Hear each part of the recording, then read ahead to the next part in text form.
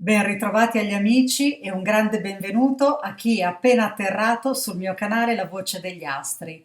Oggi ci cimentiamo in un'impresa epica, parliamo di un tema gigante, di quelli che fanno davvero girare la testa, l'era dell'acquario.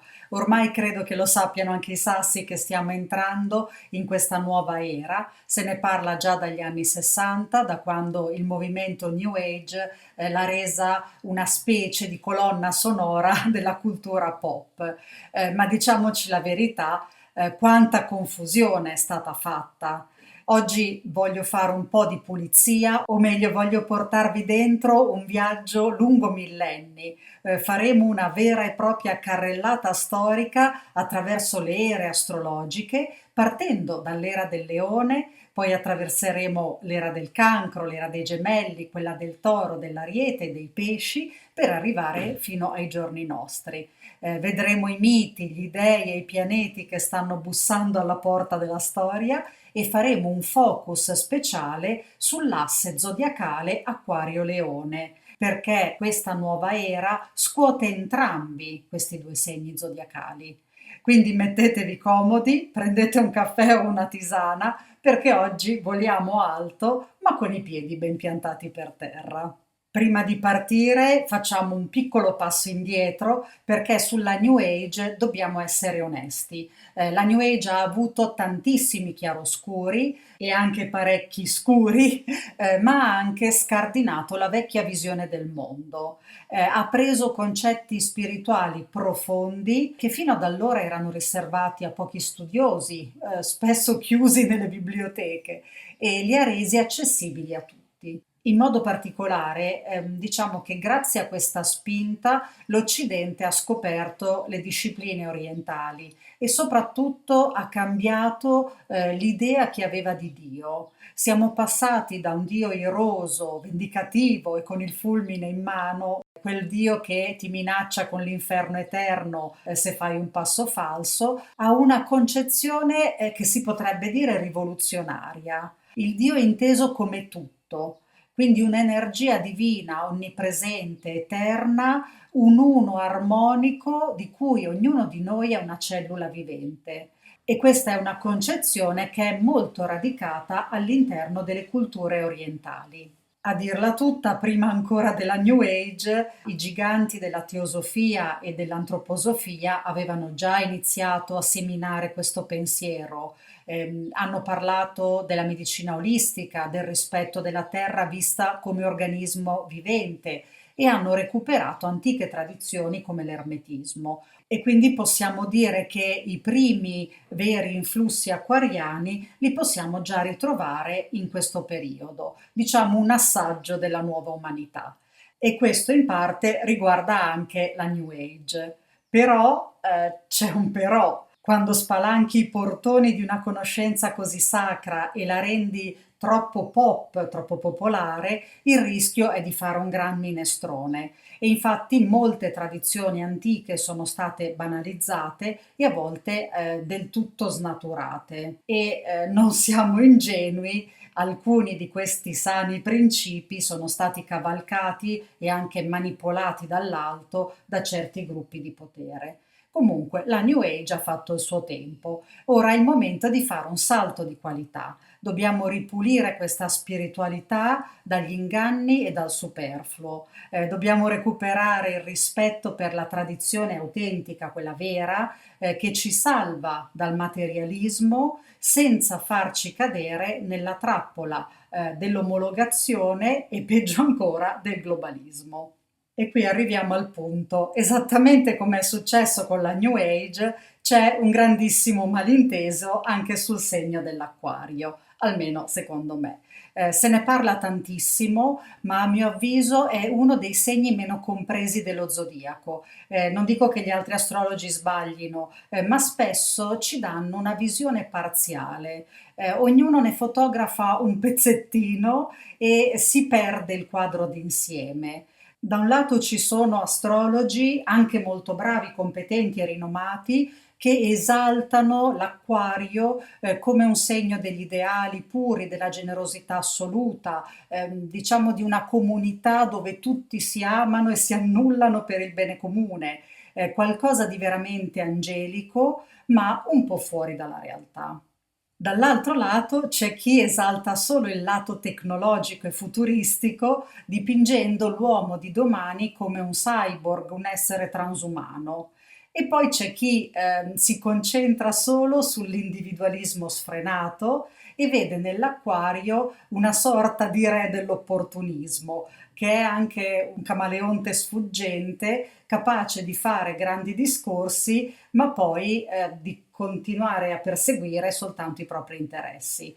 Potrei dire che persino un gigante dell'astrologia come André Barbeau, che di solito analizza molto bene i pro e i contro e tutti gli aspetti, le sfaccettature psicologiche, lo ha descritto un po' troppo celestiale, un essere che si spoglia spontaneamente della materia e degli istinti per vivere di pura limpidezza spirituale, di armonia e quando anche diventasse rivoluzionario è una rivoluzione contro i pregiudizi e per la liberazione dell'umanità e dei valori più elevati. Bellissimo per carità, ma questa è solo una metà, la metà luminosa. L'altra metà, o se vogliamo chiamarla l'ombra dell'acquario, ci presenta davvero un individualismo esasperato e qui è proprio la tendenza a difendere i propri interessi a tutti i costi, magari anche mimetizzandosi nel gregge, dicendo esattamente quello che gli altri vogliono sentirsi dire, per poi fare tutt'altro, quindi per difendere i propri comodi. E questo credo che ricordi qualcosa a tutti noi, no? Se ci pensiamo, presentare un progetto politico o sociale come il bene della collettività,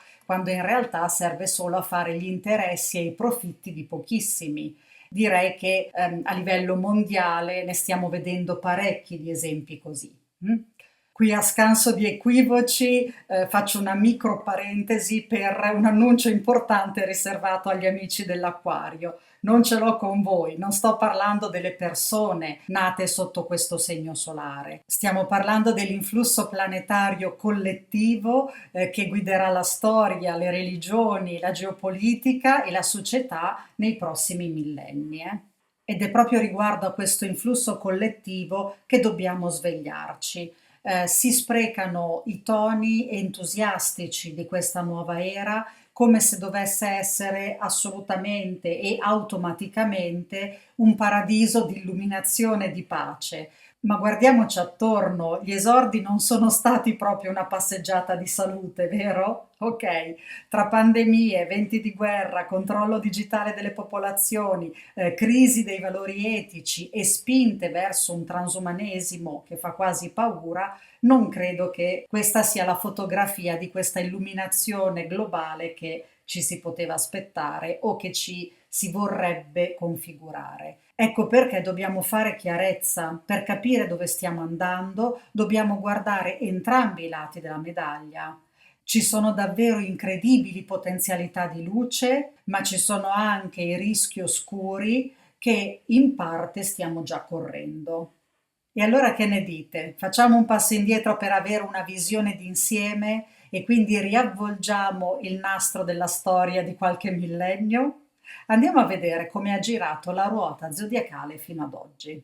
Prima di salire sulla nostra macchina del tempo, permettetemi una piccolissima parentesi. Se siete arrivati fin qui e se questi temi vi affascinano, lasciate un mi piace, iscrivetevi al canale e attivate la campanella per non perdervi i prossimi video. E se avete piacere, lasciatemi anche un commento, li leggo tutti davvero.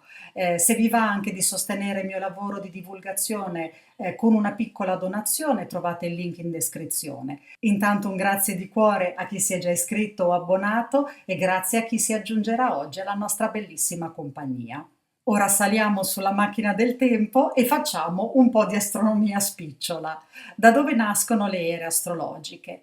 Tutto dipende dalla precessione degli equinozi. In parole molto molto semplici, ogni anno all'equinozio di primavera il Sole, osservato dalla Terra, sorge con una costellazione alle spalle.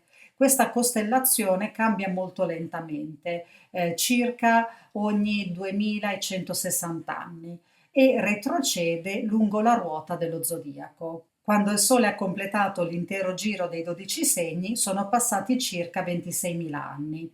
Ma attenzione, il passaggio da una costellazione all'altra e quindi da un segno all'altro non è un interruttore. Non è che si va a dormire nell'era dei pesci e poi la mattina dopo, zac, ci si sveglia nell'era dell'acquario.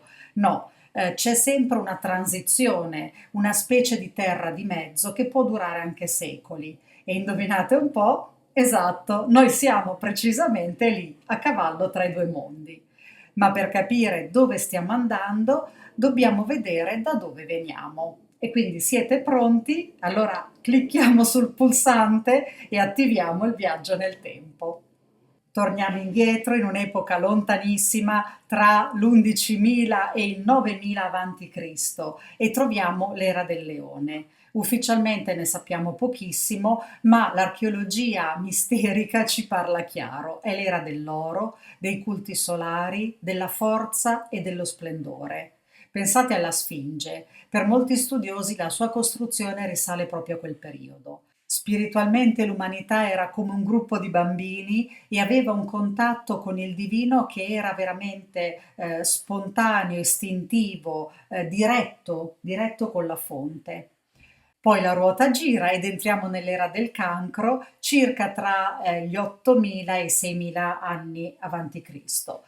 Il metallo diventa l'argento, il corpo celeste è la luna. Cosa succede sulla Terra? Nascono i culti delle dee madri lunari, l'ossessione sacra per i riti di sepoltura e il rispetto profondo per gli antenati. Tutte tematiche che sono profondamente legate al segno del cancro, la famiglia, le radici, il grembo. Facciamo un altro salto ed entriamo nell'era dei gemelli tra i 6.000 e i 4.000 avanti Cristo. Qui facciamo un cambio epocale, l'umanità smette di essere nomade e diventa stanziale, nascono i primi villaggi, nasce l'agricoltura, l'allevamento. E qual è la cifra distintiva dei gemelli? La comunicazione e la vicinanza. La vicinanza l'abbiamo vista perché appunto si è creata una società stanziale, ma vediamo anche che per gestire queste nuove strutture sociali che sono complesse e prevedono rapporti di vicinato, l'umanità inventa la scrittura. Quindi una vera esplosione di energia mercuriale. E arriviamo poi all'era del toro, dal 4000 al 2000 a.C. circa, governata da Venere. Questa è l'era del rame e del bronzo, è il trionfo della grande madre terra, delle civiltà matriarcali e ovviamente della sacralità del toro. L'animale qui diventa davvero il simbolo vivente della fertilità e della potenza della natura.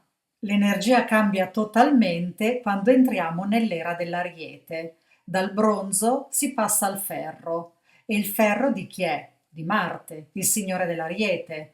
Il mondo viene travolto da civiltà guerriere, da popoli invasori, dalle armi, dalla sete di conquista. Pensiamo alla guerra di Troia o alle imprese epiche di Alessandro Magno, giusto per fare un paio di esempi. Qui il dio supremo diventa Zeus o Giove, un dio conquistatore, ma che incarna anche la giustizia e la legge codificata. E qui introduco un concetto straordinario che ci serve per capire anche l'acquario che vedremo poi. Ogni era lavora su un asse. Nell'era dell'Ariete l'umanità ha dovuto integrare il segno opposto, ossia la bilancia. Non si poteva fare solo la guerra, che è appunto un simbolo dell'Ariete, bisognava inventare la diplomazia, i patti internazionali, i codici, le leggi, il rispetto dell'altro, che sono tutte simbologie che appartengono alla bilancia. E tutto questo era necessario per non autodistruggersi. Quindi capite come funziona, ogni era ha bisogno del suo opposto per bilanciarsi e ci sfida a integrare l'opposto per farci evolvere. E così arriviamo all'era dei pesci che convenzionalmente facciamo iniziare con l'anno zero e la nascita del cristianesimo. In realtà i primi barlumi di questa era spirituale si vedono già secoli prima, quando cominciano a sorgere figure leggendarie e archetipi legati alla sapienza occulta, come Ermete Trismegisto, il dio Tot in Egitto, Hermes in Grecia, Mercurio a Roma, fino ad arrivare a Odino nel lontano nord. Divinità diverse che però portano tutte la stessa vibrazione profonda. E a proposito del nord, fatemi aprire una piccola parentesi affascinante, perché i miti norreni ci raccontano questa transizione in modo magistrale. Lo storico antico Snorri ci racconta che nel Pantheon norreno le antiche divinità legate alla terra e alla fertilità, i Vani, che risuonano con la vecchia era del toro per capirci, vengono soppiantate da nuove divinità che arrivano da sud e sono guidate da Odino. E qui attenzione al parallelo astrologico. Queste divinità non sono guidate da Thor, che corrisponde a Zeus, il guerriero dell'Ariete, sono guidate da Odino e Odino è l'equivalente di Hermes e di Mercurio. Stiamo parlando di divinità della parola, della scrittura, della medicina, della magia. Sono divinità psicopompe, capaci di viaggiare tra i mondi e di fare da ponte tra gli uomini e gli dei. E chi incarna l'ingresso nell'era dei pesci in maniera storica e ufficiale? Il Cristo, che porta al massimo questi stessi valori di cui ho appena parlato, quindi la parola, la scrittura, la medicina, la magia, i miracoli, eccetera, eccetera. Cristo è la parola divina fatta carne, è il guaritore che compie miracoli, è il mediatore assoluto che rompe i vecchi schemi e dice agli uomini siete tutti figli dello stesso Dio. Quindi che lo si veda da una prospettiva cristiana o da una prospettiva mitologica, con i pesci entriamo nell'era del misticismo, dell'amore trascendentale, della devozione e del sacrificio e quindi concretamente nell'era del cristianesimo. Ma andiamo oltre e guardiamo il simbolo, il glifo dei pesci. Sono due pesci stilizzati che nuotano in direzioni opposte, legati da un filo sottile. Questo è il simbolo della dualità assoluta. Un pesce scende nella materia, l'altro sale verso lo spirito. Uno rappresenta la fine di un ciclo, l'altro l'inizio, la dimensione finita contro quella infinita. E qui arriviamo al paradosso di quest'era, perché l'umanità ha dovuto fare i conti con il segno opposto, la Vergine. Da un lato i pesci parlano di misticismo e di inconscio, dall'altro la Vergine risponde con l'ascesa della ragione, il trionfo della scienza, la logica e la materia. E questa dualità ha creato delle contraddizioni laceranti. I pesci sono l'oceano indifferenziato della coscienza, sono un segno d'acqua carico di emozioni e di sentimenti altissimi, ma proprio a causa di questo scontro tra opposti, questa è stata anche un'epoca che ha portato guerre di religione molto feroci, sofferenza e fanatismo. E queste sono alcune delle ombre di quest'era. Sotto l'influsso della Vergine, la società degli ultimi 2000 anni si è strutturata in principi gerarchici abbastanza rigidi. Abbiamo creato piramidi di potere ovunque, nella religione, nella politica, nel lavoro. Anche la straordinaria conoscenza esoterica ed ermetica è rimasta chiusa nelle stanze segrete, era appannaggio di pochissimi eletti. Un classico schema era quello di maestro-allievo, uno schema molto selettivo e diciamolo pure un po' snob, che è un tratto tipico dell'ombra della Vergine. Oggi, mentre ci avviciniamo all'acquario, questa rigidità sta crollando. L'acquario non ama la subordinazione, cerca la cooperazione alla pari. Ma attenzione, non immaginiamoci un'epoca di liberi tutti dove saremo senza capi. Nella nuova era il potere passerà in mano a figure carismatiche, probabilmente speriamo a sovrani illuminati, che sono il riflesso del segno opposto all'acquario che è il leone. Ma qual è il rischio? Il rischio è che la generosità del leone si trasformi in tirannia. L'ombra del leone è il dittatore egocentrico, quindi come vedete anche il futuro ha le sue trappole, ha le sue ombre. Ma torniamo un attimo ai pesci per chiudere il discorso, prima di entrare nel vivo della nuova era.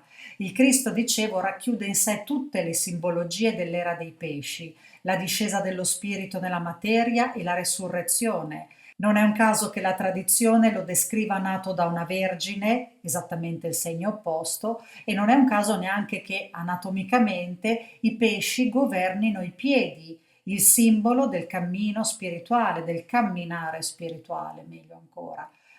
Con il messaggio cristico l'umanità ha ricevuto un dono immenso, il germe della coscienza dell'io. Abbiamo capito che dentro di noi c'è una scintilla divina, ma l'era dei pesci non poteva lasciarci senza la sua ultima estrema dualità. La stessa energia che ha partorito il Cristo ha evocato la sua controparte, l'ombra, l'anticristo, il bene assoluto contro il male assoluto, la massima trascendenza contro il massimo inganno materialista, che poi è l'esatta dualità contenuta nel principio ermetico in Hermes, in Mercurio. E ora che abbiamo capito questo viaggio, la ruota compie un altro scatto. Il filo sottile si spezza e arriviamo finalmente alle porte dell'era dell'Acquario. E allora, quando è iniziata o quando inizierà ufficialmente questa benedetta era dell'Acquario? Come vi dicevo, non c'è un giorno preciso sul calendario, sta alla sensibilità di noi astrologi unire i puntini, cercare almeno di farlo. E se guardiamo gli ultimi decenni, secondo me i segnali nel cielo sono stati parecchi. Le prime avvisaglie le abbiamo avute nella seconda metà degli anni 60. Lì c'è stata una rara e potente congiunzione tra Urano e Plutone nel segno della Vergine. La Vergine, ricordate, è l'opposto dei pesci. Quell'evento ha segnato l'inizio della crisi definitiva dei valori spirituali ed ecclesiastici tipici di quest'asse. Ricordiamo che Urano è il principio del cambiamento, Plutone è quello della morte e della rinascita. Poi facciamo un salto alla fine degli anni 90 e troviamo Urano e Nettuno che entrano in Acquario. Nel febbraio del 97 c'erano poi ben 5 pianeti ammassati nello stesso segno, ovvero quello dell'Acquario. E qui vediamo l'energia acquariana che continua a montare e letteralmente inizia proprio a bussare alla porta del futuro. Ma la vera grandiosa svolta, o meglio, quella che sancisce questo cambiamento, è arrivata nel solstizio d'inverno del 2020. Credo che ve lo ricorderete, ne hanno parlato tutti. In quel periodo c'è stata la grande congiunzione tra Giove e Saturno in Acquario. Gli astrologi antichi usavano questo evento proprio per scandire le grandi epoche storiche. E dovete sapere che questi due pianeti si incontrano ogni 20 anni, ma per ben 2 secoli continuano a farlo sempre in segni dello stesso elemento. Quindi dal 1842 al 2020 si sono incontrati in segni di terra, regalandoci un'epoca ultramaterialista, industriale se vogliamo, e anche diciamo focalizzata sui beni concreti. Ma dal 2020 siamo entrati ufficialmente nel ciclo dell'aria, un ciclo che durerà fino al 2218 circa. L'energia quindi si sposta sulla mente, sulle idee, sulle connessioni e sulla spiritualità. E quindi vediamo una congiunzione che richiama inevitabilmente l'energia dell'acquario. E quale possiamo considerarlo, diciamo, il sigillo definitivo che sancisce questo passaggio o comunque il fatto che siamo in questa terra di mezzo, a mio avviso l'ingresso di Plutone in Acquario. Plutone si è affacciato al segno dell'Acquario nel 2023 ed è entrato stabilmente nel 2025 e vi rimarrà per 20 anni, quindi fino più o meno al 2044. E questo per me, sommato a tutti i segni che abbiamo già visto, sancisce a tutti gli effetti l'inizio di questa nuova era. Ora di Plutone in Acquario ne ho già parlato e potete trovare i video sul canale e probabilmente ne parleremo ancora nei prossimi mesi. Ma oggi voglio mantenere la rotta e tornare al cuore del nostro viaggio, che è la simbologia dell'Acquario e il dialogo con il suo segno opposto, che è quello del Leone. Iniziamo a scoprire i segreti del glifo dell'acquario. Se osserviamo bene il simbolo, vediamo due onde sovrapposte. Per la maggior parte delle persone queste onde richiamano l'acqua. Ha senso, dopotutto la parola acquario significa proprio colui che porta l'acqua. Ma qui c'è un paradosso, perché l'acquario è un segno d'aria. Allora cos'è quest'acqua? Quest'acqua è il simbolo del sapere. Storicamente le grandi civiltà sono nate lungo i fiumi, dove la sopravvivenza era garantita. E quando non devi lottare per la nuda sussistenza, allora puoi dedicarti alla cultura, alla società, all'intelletto, alla conoscenza. L'acqua quindi è esattamente questo, un enorme bacino di conoscenza che si riversa sull'umanità a beneficio della collettività. E quindi l'acquario è il segno degli ideali comuni, dei progetti visionari, della cooperazione universale. Ma restiamo sul glifo e per una minoranza di studiosi, alla quale mi unisco peraltro, queste onde spezzate sono onde elettriche, sono frequenze, onde radio, impulsi elettromagnetici, ed ecco che allora vediamo che si svela anche il lato futuristico di questo segno. È in un certo senso l'energia nervosa che scorre nei nostri corpi, ma è anche la tecnologia che viaggia nell'etere, è il progresso che si fa immateriale ed entra nell'invisibile, perché poi noi tutto quello che è appunto questa tecnologia virtuale entra nell'invisibile, nell'aldilà del materiale. Ma volendo possiamo spingerci ancora oltre. E allora che cosa possiamo vedere in queste due onde? Possiamo vedere i raggi solari che si propagano dal segno del leone, dal segno opposto. Il sole leonino è come se lanciasse le sue frequenze e l'acquario le trasmette nell'etere. E allora approfittiamone per agganciarci subito all'asse leone-acquario perché voglio raccontarvi una storia antica che spiega questa relazione in un modo quasi magico, come è magico tutto quello che è legato al mito. E infatti i greci ci hanno lasciato un mito che calza a pennello con quest'asse ed è la storia di Ganimede. Ganimede era un ragazzo bellissimo, con i capelli color dell'oro, figlio del re fondatore di Troia. Omero lo definisce il più bello tra gli uomini. Quella di Ganimede è una bellezza così radiosa che persino Zeus, il re degli dei, ne rimane folgorato. E un giorno, mentre Ganimede custodisce le mandrie del padre sul monte Ida, Zeus si trasforma in una gigantesca aquila, vola giù e lo rapisce e lo porta con sé sull'Olimpo. Sull'Olimpo gli affida il compito di diventare il coppiere degli dei e quindi Ganimede versa il nettare divino nelle coppe degli dei e diventa a tutti gli effetti l'Aquarius, simbolicamente il portatore d'acqua, ma in realtà qui si parla di nettare divino, che è l'acqua intesa come conoscenza. Per ricompensa Zeus lo rende immortale e lo trasforma anche in una costellazione, quella dell'Acquario, che in cielo si trova, guarda caso, proprio a fianco a quella dell'Aquila. E ora analizziamo un attimo i simboli, perché questa storia è il ponte perfetto tra il leone e l'acquario. Ganimede è letteralmente intriso di archetipi leonini, ha i capelli d'oro, che è il metallo del leone, è figlio di un re e la sua straordinaria bellezza lo equipara ad Apollo, il dio del sole. E qui vale la pena di fare una precisazione perché la concezione greca della bellezza non era solamente estetica. Per i greci la bellezza era la perfezione interiore, la radiosità dell'anima, che si manifestava anche fuori in bellezza estetica, ma non era solo quella. E questa bellezza è anche in qualche modo la funzione primaria del leone, che è quella di splendere, di esternare la propria unicità.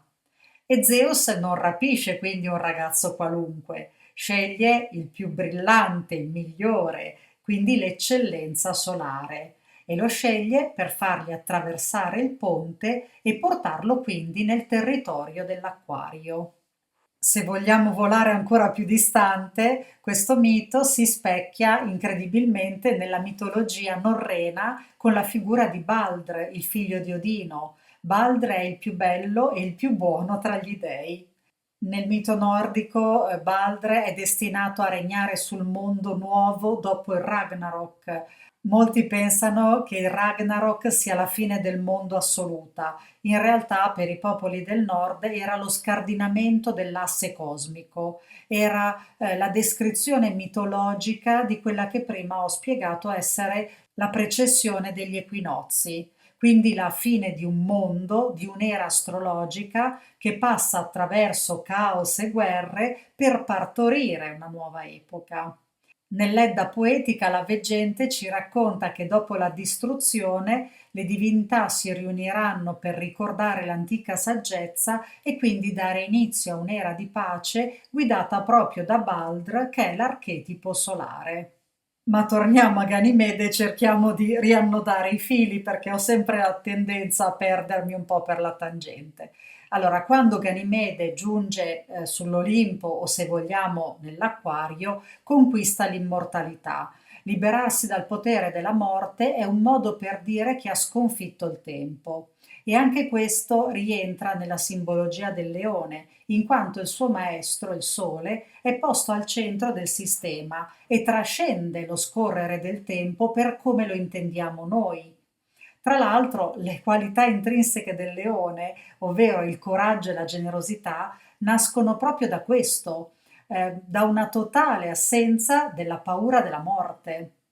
Ed ecco allora che quest'asse si compie. Nell'era dei pesci abbiamo visto la sapienza ermetica muoversi nelle vie mistiche dello spirito, no? Quindi creare questo collegamento tra la Vergine e i pesci. Tuttavia la conoscenza è rimasta chiusa, riservata a pochi eletti a causa delle gerarchie della Vergine. Nell'era dell'Acquario invece l'essere solare prende quel nettare degli dei e lo versa a beneficio dell'umanità intera. La conoscenza spirituale quindi diventa democratica, accessibile, senza filtri e senza padroni. Almeno lo speriamo. E sul piano materiale cosa possiamo aspettarci? Se nei pesci gli scienziati hanno esplorato i segreti della materia, nell'acquario speriamo di vedere dei geni visionari sviluppare una tecnica e una tecnologia proprio per elevare l'umanità, per liberarla e migliorarne davvero l'esistenza, non per trasformarla in cyborg.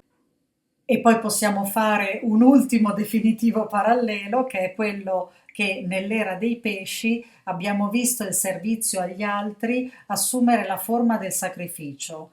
Chi voleva portare luce spesso veniva ricompensato con la tortura, con il dolore e con la sofferenza fisica. Pensiamo per esempio ai grandi santi e ai martiri. Nell'era dell'Acquario tutto questo cambia e il dono di sé si tinge di uno spirito rivoluzionario, quindi non avremo più il martire, ma avremo il ribelle, colui che spezza le catene e rompe gli schemi. Certo, anche qui c'è uno scotto da pagare, ma non sarà più il rogo, bensì l'emarginazione, l'esilio, la censura sociale. Lo vediamo già nel nostro presente, oggi la moderna caccia alle streghe non brucia più le persone sul rogo, però colpisce chi pensa con la propria testa, chi non accetta di piegarsi supinamente ai diktat che arrivano dall'alto e persino a livello geopolitico lo vediamo nei tentativi di isolare qualunque nazione, qualunque Stato non si adegui a un progetto globalista e unipolare.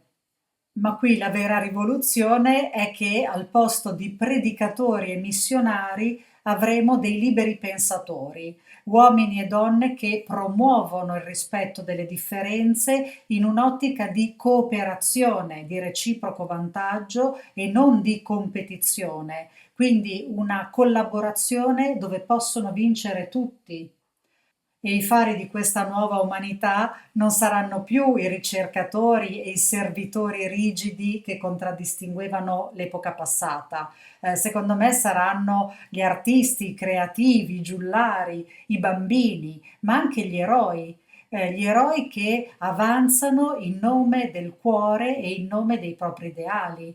Quindi appunto degli eroi che dalla parte del leone migrano verso l'acquario e diventano portatori di ideali. E quindi questa è davvero la meta luminosa dell'acquario che si fonde con il meglio del leone. Però all'inizio di questo video vi ho detto che volevo essere onesta e che volevo guardare anche l'altra faccia della medaglia. E allora guardiamo il lato più oscuro e temibile di questa era, che ha il nome di omologazione.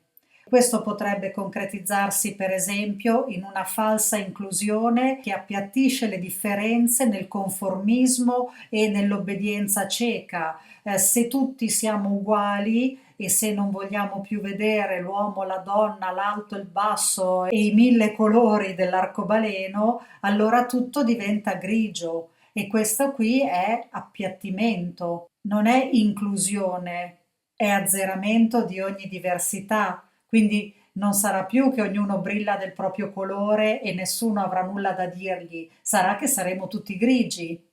E questo oltretutto potrebbe venire promosso in nome di un bene superiore. Qui si rischia che un potere tirannico globale crei l'omologazione di massa e il tiranno è l'ombra del leone e l'omologazione è l'ombra dell'acquario. La libertà dell'acquario può esprimersi in due modi.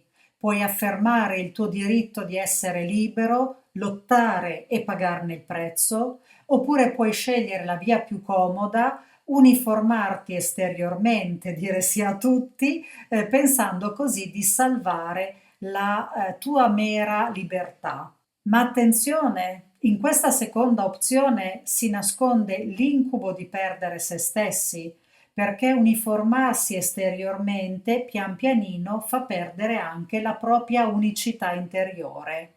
Se ci omologhiamo, manderemo in fumo la più grande conquista dell'era dei pesci, che è la coscienza del nostro io spirituale e che invece è un bene preziosissimo davvero da difendere, perché è una conquista indispensabile per l'evoluzione dell'anima umana e dello spirito. Bene, miei meravigliosi amici, siamo arrivati alla fine di questa lunghissima e straordinaria veleggiata tra le stelle. Spero che questo viaggio vi abbia offerto una mappa per orientarvi nei tempi che stiamo vivendo. L'augurio è quello di veleggiare tutti insieme, sospinti da un vento fortunato, ma anche di aiutare questo vento portando con noi due cose che sono sempre fondamentali, il coraggio e l'ottimismo, perché come diceva un grandissimo Goethe che ogni tanto mi piace ricordare, il coraggio ha in sé genio, potere e magia. Grazie di vero cuore per la vostra preziosa compagnia, per la vostra attenzione, soprattutto se avete avuto la forza e la pazienza di arrivare fino a qui e non siete svenuti durante il cammino. Io vi mando un abbraccio immenso e sempre l'augurio di buona fortuna a tutti. Ci ritroviamo al prossimo video.